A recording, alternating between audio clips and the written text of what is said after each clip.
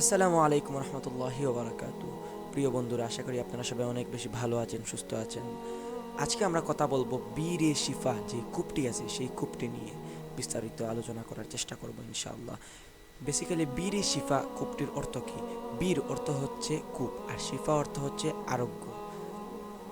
রসুল্লাহ সাল্লাহ সাল্লাম যখন বদর যুদ্ধে অংশগ্রহণ করলেন এবং সেখানে মুসলমানদের বিজয় লাভ হলো, সো বিজয় লাভ হওয়ার পর যখন ওনারা মদিনায় ফিরে আসতেছিলেন, তখন মরুর অঞ্চল, এটা ছিল মদিনা থেকে প্রায় 80 কিলোমিটার দূরে অবস্থিত একটি জায়গা।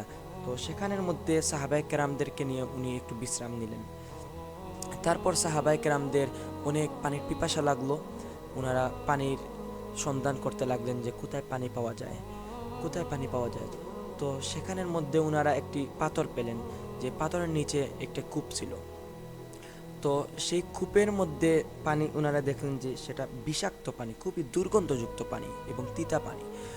সাহাবায়ে কেরাম সেই পানিটি নিয়ে রসুল সাল্লাহ সাল্লামের কাছে আসলেন যে এই পানিটি দেখেন, আমরা আমাদের খুব পিপাসা লাগছে, এখন আমরা পানি পান করব, এখন দেখুন এই পানিটি হচ্ছে খুবই তিতা এবং বিষাক্ত পানি। তো রসুল সাল্লাহ সাল্লাম সেই পানির মধ্যে, সেই কূপের মধ্যে উনি থুতু নিক্ষেপ করলেন। তারপর সাথে সাথে সেই পানিটি জীবাণুমুক্ত এবং মিষ্টি পানিতে রূপান্তরিত হলো, আলহামদুলিল্লাহ।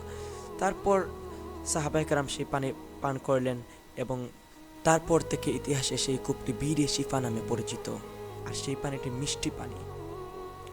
তো আপনারা যারা সেই কূপটি দেখতে চান, তাহলে যারা উমরাতে যাবেন তারা তো দেখতে পারবেন, বা হজে গেলে আপনারা তো দেখতে পারবেন মদিনা থেকে আসার সময় বা মদিনার মধ্যে যাওয়ার সময়। বদরের মাঠের পর সেই বীরে শিফা কূপটি পাওয়া যায়।